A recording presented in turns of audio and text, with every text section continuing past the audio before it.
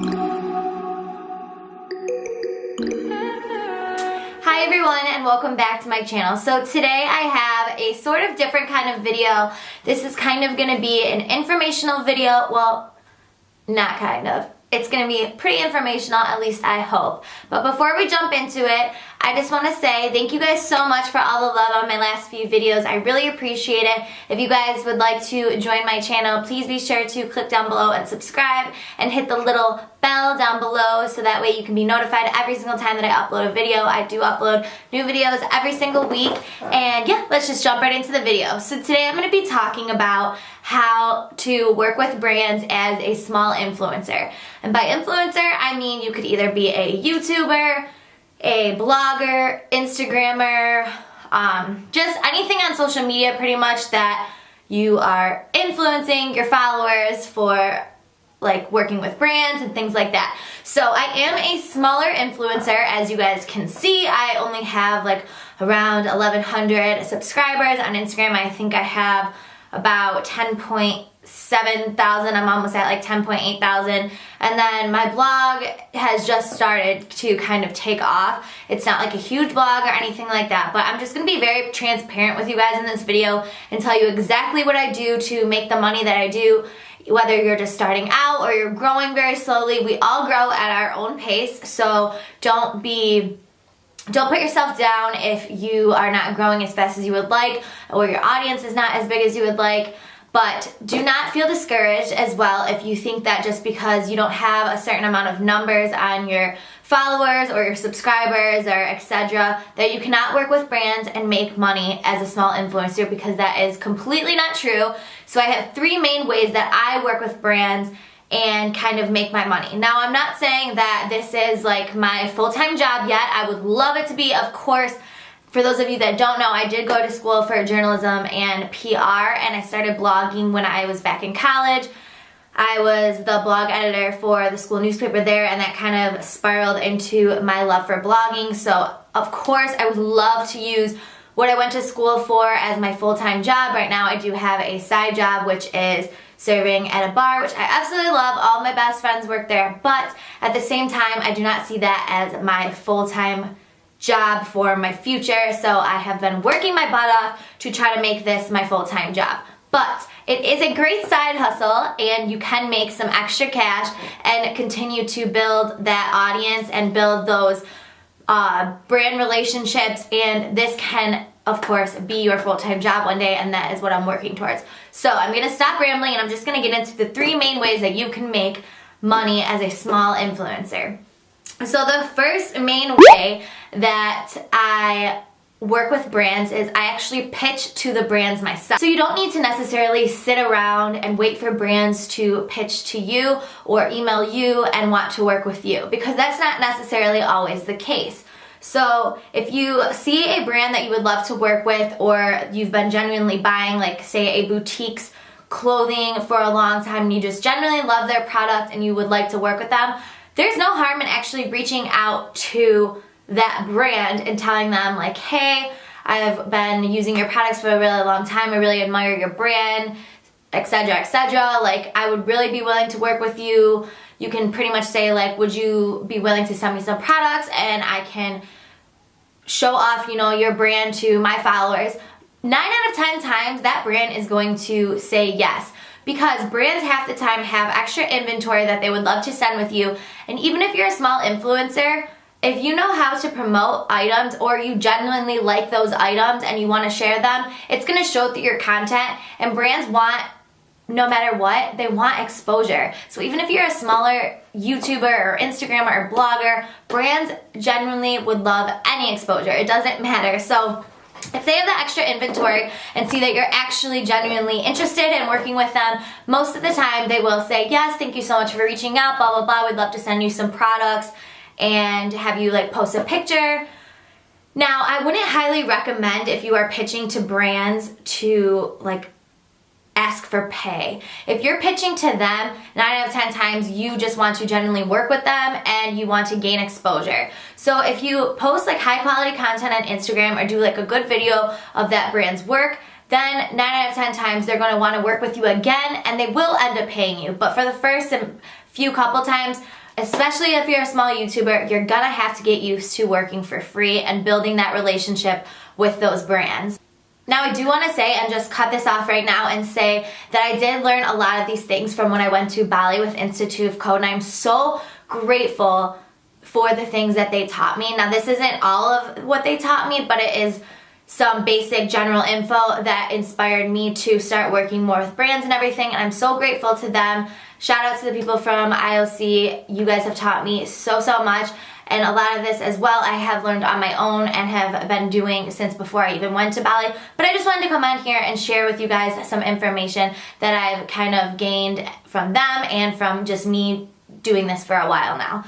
But anyways, I just wanted to kind of throw that out there, that this isn't all like coming from exactly what I taught myself, because it's not. You have to learn from somewhere. But so going back to pitching to brands, do not be shy, you guys, to reach out to brands, because like I said, they love the exposure. They're going to want to have you show off to your followers their brand, and it's just like a great feeling when, you know, when they want to work with you and you guys kind of gain that mutual respect. And you do want to do a good job, because then they'll end up wanting to work with you again most times. So do not wait for brands to come to you. I cannot stress that enough. You can pitch to brands and you can show your interest in brands first. And yeah, that's like my number one tip for you guys. Number 2, use third-party sources. So my favorite third-party sources are websites like Grapevine, Logic, and I will leave all these linked down below.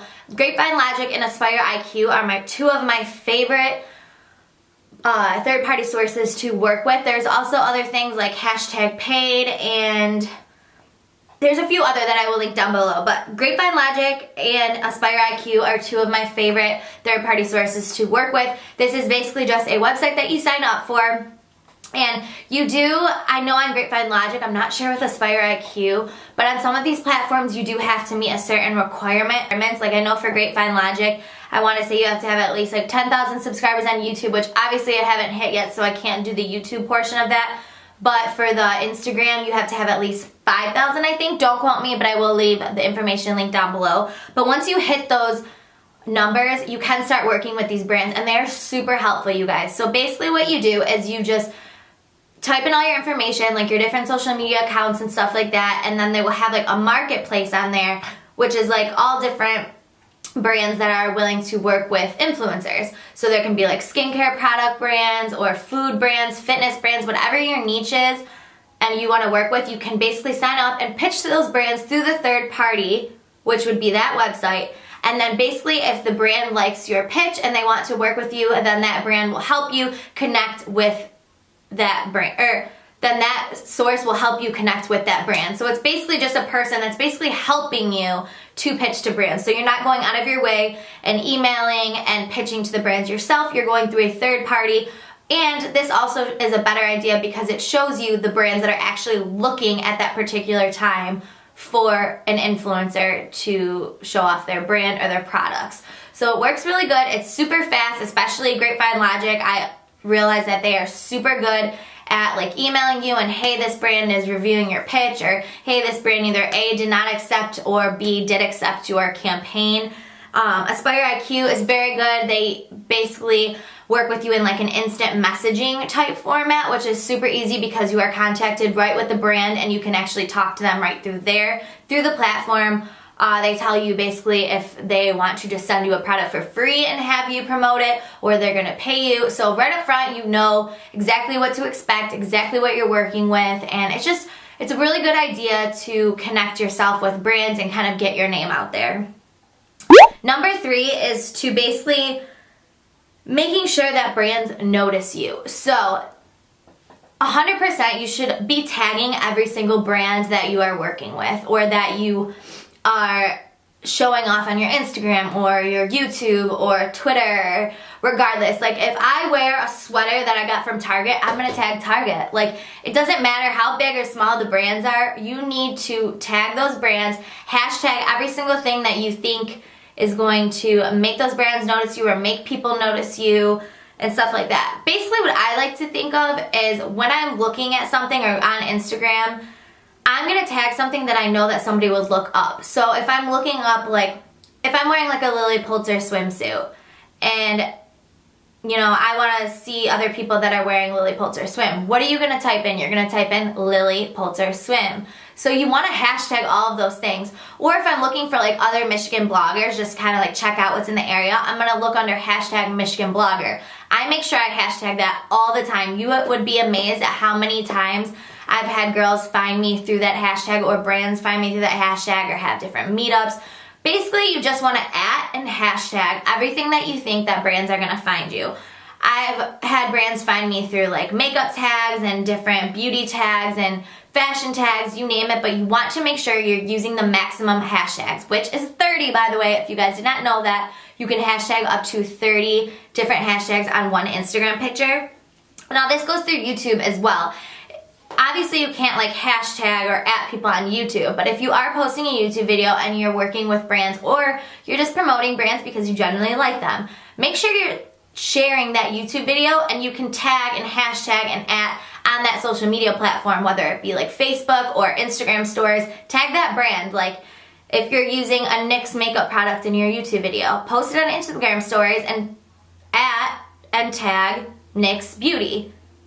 Now, maybe they'll see you and maybe they'll recognize you and want to work with you because they really liked your video. You never know. Social media is such a wide range of people and just people researching and looking things up that you want to make sure that you are adding and hashtagging absolutely everything because you never know who could find you, and you would be surprised at how many times I've ended up working with brands just through a simple hashtag or @ and gotten like an Instagram message or anything like that. So it's super, super helpful, and you guys will be surprised how much you can start working with brands. So basically, long story short, with all this, you guys, it does not matter how small of a YouTuber you are, as long as you're putting in the work and you're actually going out there and pitching to brands and showing brands that you actually want to work with them and going about you. I mean, there's nobody that you're working for. You are your own brand in this business. So if you want to work with brands and you want to be successful and you want to build your name as a brand, then you need to go out there and actually do the work because nobody's going to do the work for you. Yes, it's amazing when brands come to you and want to email you and talk about like a brand collaboration opportunity, but that's not always the case, and it's not going to happen as much as if you are a smaller influencer. So sometimes you have to go out there and do it yourself. I hope this video inspired you guys and gave you a little bit of tips and kind of just things that I do on a daily basis on my days off from my serving job when I'm trying to work with brands or just get my name out there, things that I've noticed have really worked and helped me. And yeah, I hope you guys enjoyed this video. Please give it a thumbs up if you found this helpful, and I will talk to you guys in my next video.